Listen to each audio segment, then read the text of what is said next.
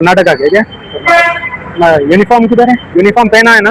मेरे को head surgery हो गया था इसलिए मैं जस्ट पीछे भी ट्रांसपेरेंट नहीं है ये भी इधर ये ट्रांसपेरेंट है ना, ये रेयर व्यू है ना, इसका भी फाइन रहता क्योंकि अंदर पैसेंजर कौन बैठे बाहर वालों को दिखना। निकाल देता ये भी निकाल वाला, ये देखो नया आटा का आया, देखो पूरा पीछे ऐसा ट्रांसपेरेंट रहता, वो भी निकालना। ये कंपनी से नहीं आया ऐसा, नहीं सर वो कुछ डालवा है ना, दूसरा का है सर ये निकाल दो, निकाल देता ऐसा नहीं रखना क्योंकि अंदर कौन बैठे क्या हो रहा बाहर से मालूम हो, किडनैप हो रहे वैसा हो रहा ना ऐसा। ये तो कैसा दिखता नहीं दिखता पीछे से। हमारे 2 days में चेंज చేస్తారు, పెట్టించుకొని టైం పడుతుంది మనకి.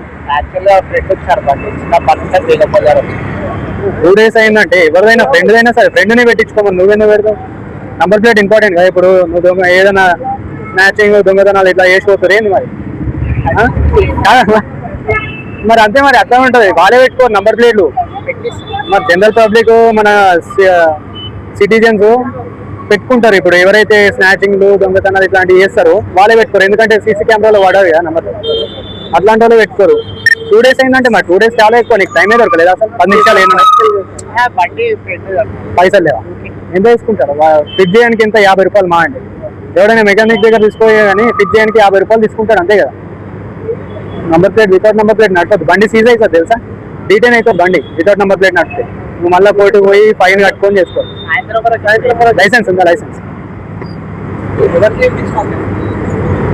నడిపింది ఎవరు? ఈయన కదా, అయినది. హెల్మెట్ పెట్టుకోవాలి కదా, హెల్మెట్ కరెక్ట్. హెల్మెట్ ఏది పెట్టుకోవాలి కదా.